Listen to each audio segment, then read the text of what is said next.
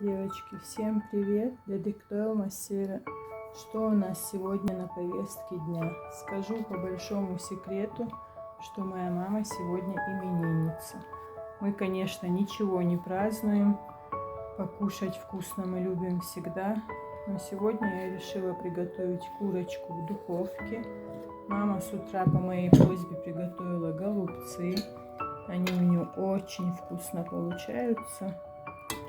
Сейчас я буду пробовать.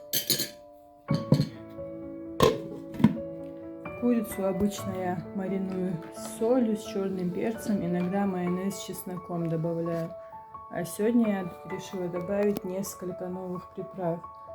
Паприку, красный острый перец приправу добавила, чесночную приправу, еще покупала на северном хмеле сунели. Но для разнообразия решила сделать с приправами. Да, и добавила домашнюю аджику, несколько столовых ложек. Все перемешала, тут у меня еще картошечка.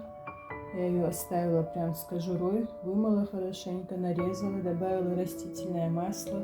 Вот с 8 утра у нас вот это все маринуется. Не знаю, после обеда или вечером буду готовить в электрической духовке.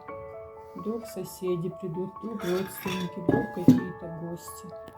Вот что я с утра приготовила. С утра я пожарила потрошки, куриную печень и чуть-чуть желудочки. Получилось вкусно.